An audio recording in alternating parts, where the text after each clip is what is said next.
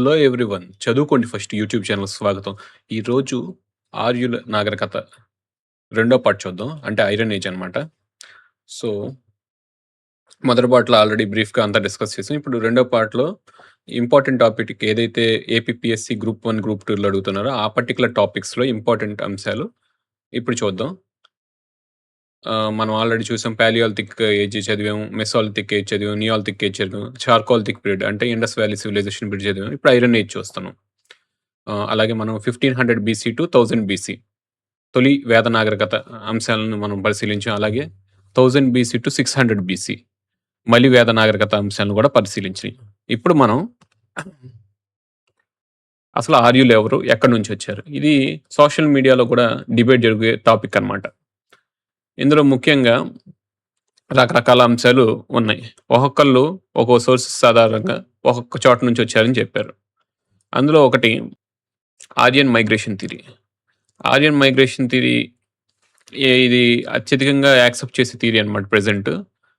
ఏం చెప్తుందంటే south Serbia నుంచి నార్త్ ఆఫ్ హిందూ కుష్ నుంచి అక్కడ నుంచి ఆర్యులు అనే నొమాడిక్ పీపుల్ బయలుదేరి ఇటు సౌత్‌కి వచ్చి ఈ సింధు, సరస్వతి మధ్య ఉన్న ప్రాంతాన్నిలో స్థిరపడ్డారని చెప్తున్నాయి.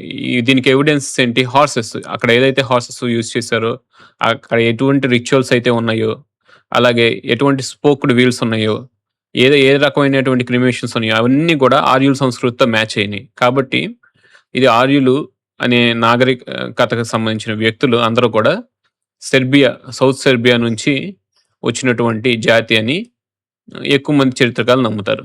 ఇది కాకుండా ఇంకొక స్ట్రాంగ్ థియరీ ఉంది. అదే max Muller theory. Max Muller theory ఏం చెప్తున్నారంటే సెంట్రల్ ఏషియా నుంచి అలాగే యురేషియన్ స్టెప్పీ. ఒకసారి మీకు మ్యాప్‌లో చూపిస్తా ఇది. ఇది చూడండి. South of Serbia.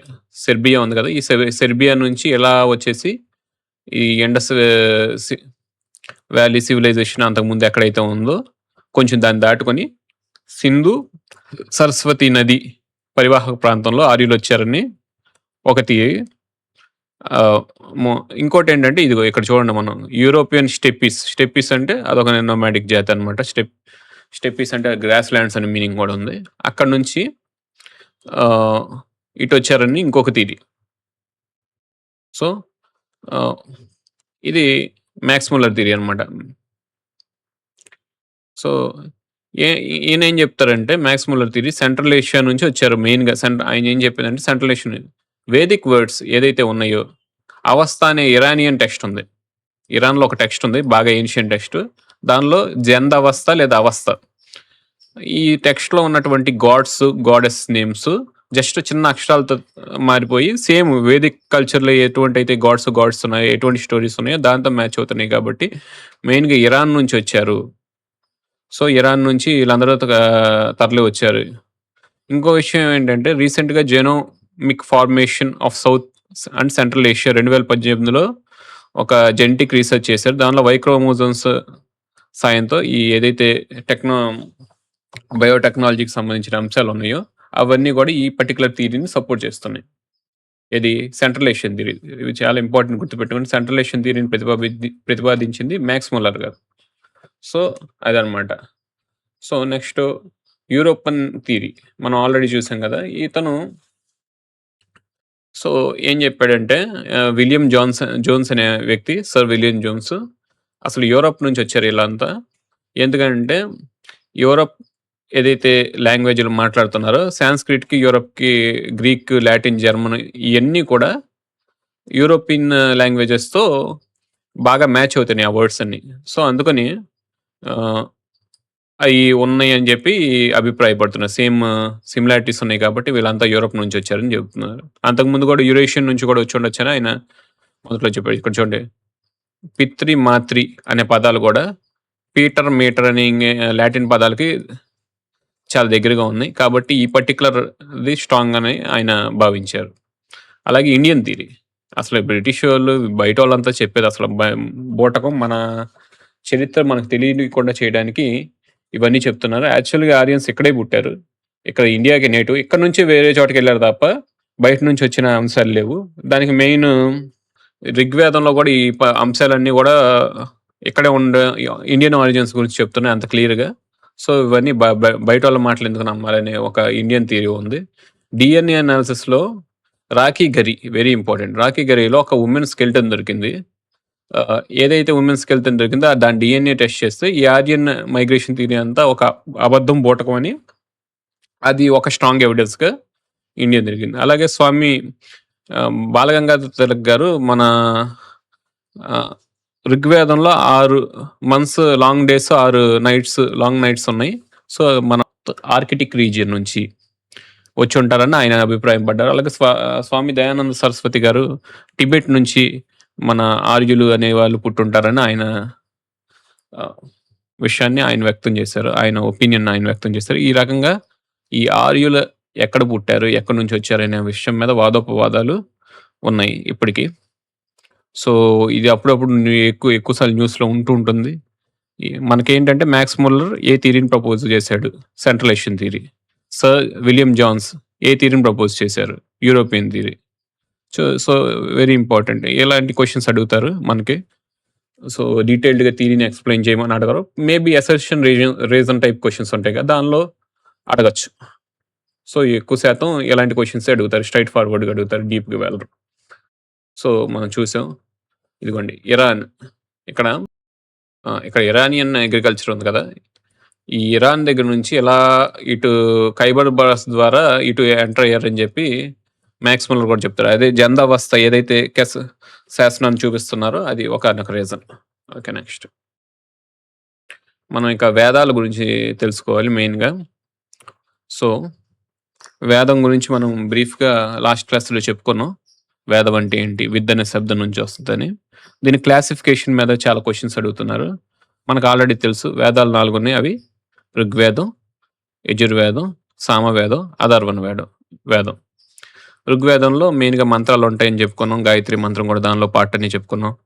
సో, ఈ ప్రతి వేదానికి ఉపవేదాలని ఉన్నాయండి. ఉపవేదాలు కూడా 4. ఈ ఉపవేదాలు అనేవి వేదంలో అంశాన్ని నుంచి తీసుకోబడ్డాయన్నమాట. సో, ఇది కూడా సేక్రెడ్ టెక్స్ట్స్. సో, ఋగ్వేదానికి ఉపవేదం వచ్చేసరికి ఆయుర్వేదం. ధన్వంతరి మహర్షి అనే ఆయన ఆయుర్వేదంలో అగ్రగణ్యుడు అనమాట. ఈ క్వెషన్స్ కూడా అడుగుతున్నారు. ఈ మ్యాచింగ్ లాగా అడగడానికి ఛాన్స్ ఉంది. ప్రీవియస్‌గా కూడా అడిగారు. అలాగే యజుర్వేదం. మనం ఆల్రెడీ యజుర్వేదంలో యజ్ఞాలు, యాగాలు ఇలాంటి రిచువల్స్ అన్నీ ఉంటాయని మనం చదువుకున్నాం. సో, యజుర్వేదానికి ఉపవేదం వచ్చి ధనుర్వేదం. సో, విశ్వామిత్రుడు ధనుర్వేదంలో అగ్రగణ్యుడని మన బుక్స్‌లో కూడా ఉన్నాయి. సామవేదం సంగీతానికి సంబంధించిన అంశం అని చెప్పుకున్నాం. సామవేదానికి ఉపవేదం వచ్చి గంధర్వ వేదం. మనం మీరు పాత ఎన్టీఆర్ సినిమాలు చూసినా గానీ, లేకపోతే ఈ వేదిక లిటరేచర్ మీద గానీ, పురాణాల మీద గానీ టచ్ ఉంటే మీకు ఆల్రెడీ తెలుసు. గంధర్వులు అనే వాళ్ళు పాటలు పాడతారని మీరు ఎక్కడ చదువుకుంటారు. సో, ఆ రకంగా గుర్తుపెట్టుకోవచ్చు. సామవేదానికి ఉపవేదం గంధర్వ వేదం. అథర్వణ వేదానికి ఉపవేదం అర్థశాస్త్రం. సో, కొన్ని రెఫరెన్స్ బుక్‌లో స్థాపత్య వేదం అని కూడా ఉందండి. అథర్వ వేదానికి ఉపవేదం. అక్కడ మన ఆప్షన్స్‌ని బట్టి వెళ్ళాలి. స్థాపత్య వేదం అంటే శిల్పకళకు సంబంధించింది. అర్థశాస్త్రం అంటే ఫైనాన్షియల్ ఎకనామిక్స్‌కి సంబంధించిందనమాట. అలాగే వ్యాస మహర్షి 4 వేదాలను 4 శిష్యులకు బోధించారు. మనం ఆల్రెడీ చదువుకున్నాం లాస్ట్ క్లాస్‌లో. వ్యాసుడు వేదాలను విభజించాడు. ఋగ్వేదం, యజుర్వేదం, సామవేదం, అథర్వణ వేదం కింద విభజించాడని మనం ఆల్రెడీ తెలుసు.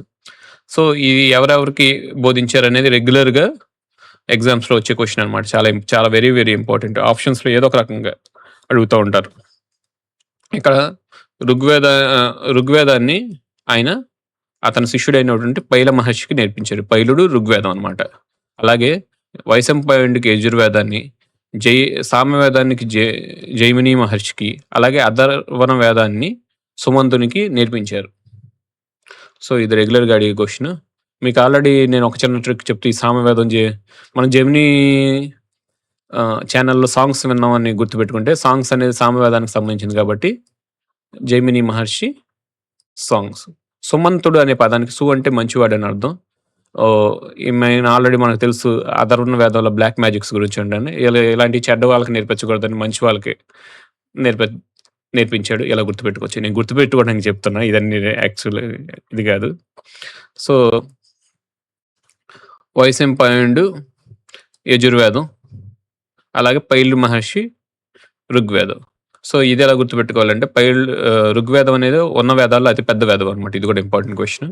సో, పెద్ద పెద్ద ఫైల్స్ ఉన్నాయి కాబట్టి అది పైలు మహర్షికి నేర్పించారు. ఈ రకంగా గుర్తుపెట్టుకోవచ్చు. ఏదో ఒక రకంగా దాన్ని గుర్తుపెట్టుకోవాలన్నమాట. సో, ఇది చాలా చాలా ఇంపార్టెంట్. ఏ ఏ వేదాన్ని ఎవరికి నేర్పించారు? ఏ శిష్య పరంపరకు వెళ్ళిందనే అంశం.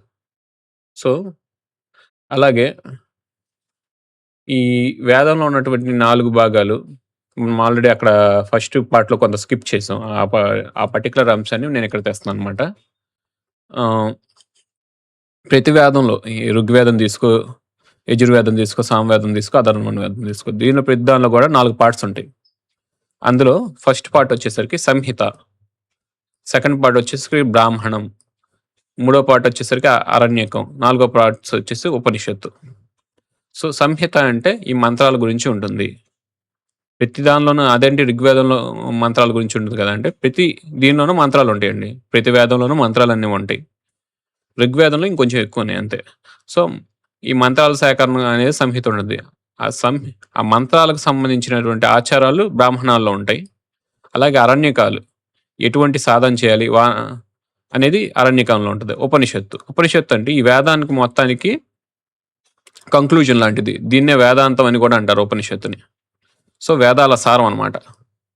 పరమజ్ఞానం. చాలా చాలా చాలా వాల్యూ ఉన్నది. సో, సంహితలనేవి బ్రహ్మచర్య దీక్ష తీసుకున్న వాళ్ళకి సంహితలతో మ్యాప్ అవుద్ది. బ్రహ్మచర్యలు తీసుకున్న వాళ్ళందరూ సంహితలు ఫాలో అవ్వాలి. అలాగే బ్రాహ్మణం. ఈ బ్రాహ్మణం అనేది గృహస్థాశ్రమం. ఎవరైతే పెళ్లి చేసుకుని హౌస్ హోల్డ్‌లో ఉంటారో వాళ్ళు. అరణ్యకాలనేవి వానప్రస్థాశ్రమం ఉన్నటువంటి వ్యక్తులు ఫాలో అవ్వాలి. ఉపనిషత్తులు సన్యాసాశ్రమంలో ఉన్న వ్యక్తులు ఫాలో అవ్వాలి. మనం ఆల్రెడీ చెప్పుకున్నాం దీని గురించి. బ్రహ్మచర్యం, గృహస్థాశ్రమం, వానప్రస్థాశ్రమం, సన్యాసం లాస్ట్ క్లాస్‌లో. ఎవరైతే ఆ వీడియో చూడలేదో ప్లీజ్ ఆ వీడియో చూసి ఈ వీడియో చూడండి. సెకండ్ పార్ట్ అనమాట దానికి. ఓకే. అలాగే వేదాంగాలు. సో, మనం వేదాలు చూసాం, ఉపవేదాలు చూసాం. ఇప్పుడు వేదాంగాలు. సో, ఈ వేదాలు అర్థం చేసుకోవడానికి వేదాంగాలు ఒక సాధనాలుగా చెప్పొచ్చు. వేదాంగాలు 2 పదాలున్నాయి. వేద ప్లస్ అంగములు.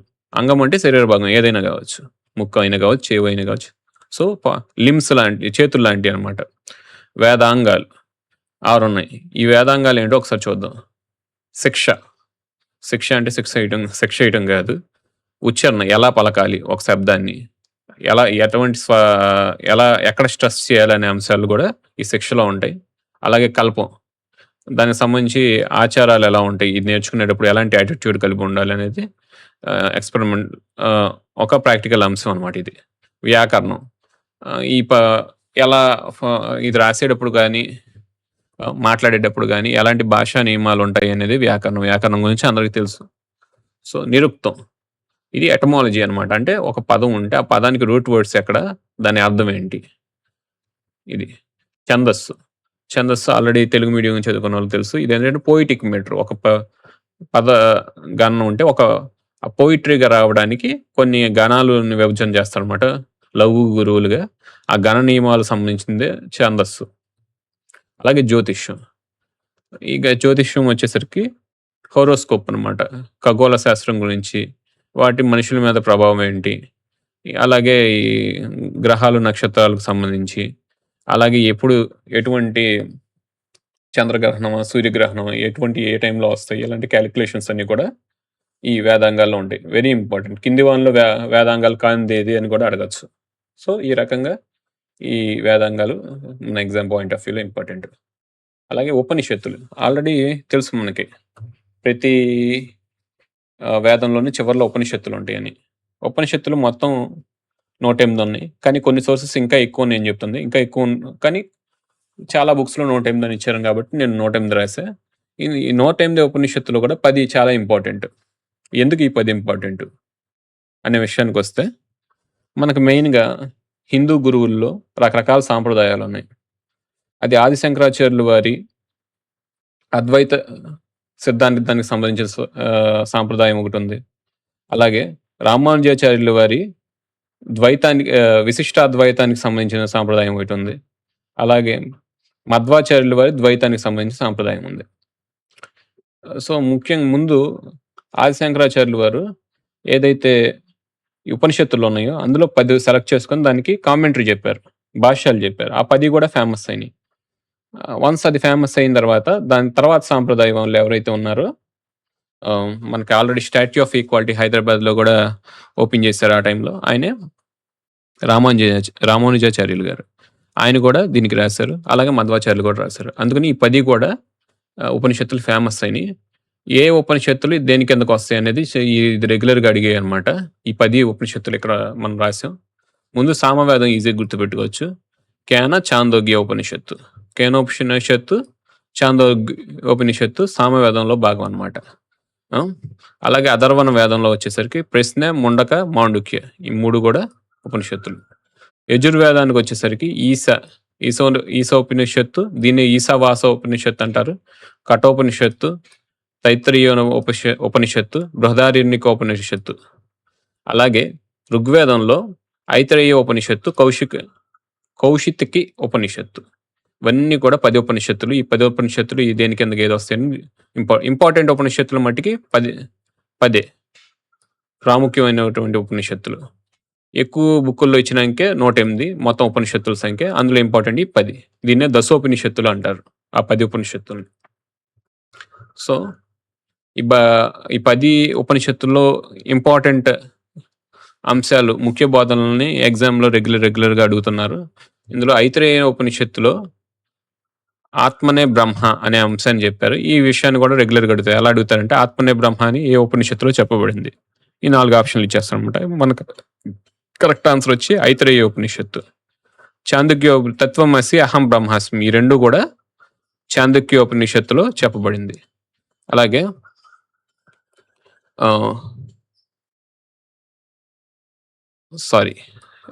చాందోగ్యోపనిషత్తు తత్వమసి అని, బృహదారణ్యకోపనిషత్తు అహం బ్రహ్మాస్మి అని చెప్పబడింది. అలాగే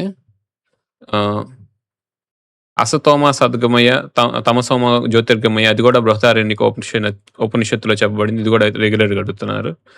అలాగే మాండుక్య ఉపనిషత్తులో ఓం మంత్రం గురించి ఉందన్నమాట.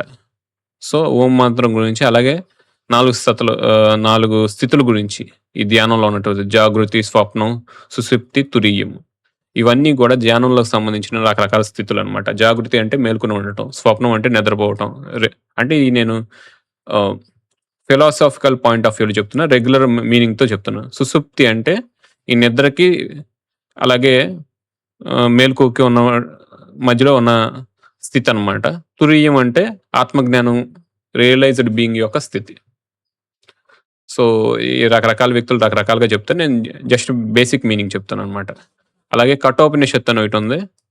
అందులో నచికేత, యమ సంభాషణ ఉంది. ఇది చాలా ఇంపార్టెంట్. డెత్ గురించి ఎక్కువ ఇన్ఫర్మేషన్ దానిలో ఉందనమాట. కేనోపనిషత్తు ఇదేంటంటే బ్రహ్మజ్ఞానం పొందడానికి ఎవరి దగ్గర నుంచి పొందాలనే విషయాన్ని రాశారు. అలాగే ముండకోపనిషత్తులో 2 పక్షుల కథ ఉంటుంది. ఆ పక్షుల కథ నుంచి ఆత్మ, పరమాత్మ, జీవాత్మ గురించి ఎగ్జాంపుల్స్‌గా తీసుకొని చెప్పబడిందనమాట. ఇంకో ఇంపార్టెంట్ క్వెషన్ ఏంటంటే ముండకోపనిషత్తు మనం ఆల్రెడీ చూస్తూ ఉంటాం. బయట పోలీస్ స్టేషన్‌లో సత్యమేవ జయతి అది కూడా ముండకోపనిషత్తు నుంచి తీసుకొనబడిందనమాట. సో, ఇవన్నీ కూడా రెగ్యులర్‌గా వచ్చే ఎగ్జామ్ క్వెషన్స్. ఈ వీడియో మీకు నచ్చిందనుకుంటున్నాను. Please do like, share and subscribe. ఎవరైతే ఏపీపీఎస్సీ చదివే మీ ఫ్రెండ్స్ ఉన్నారో వాళ్ళందరికీ ఈ వీడియోని షేర్ చేయండి. Thank you to everyone. Next వీడియోలో మళ్ళీ కలుద్దాం.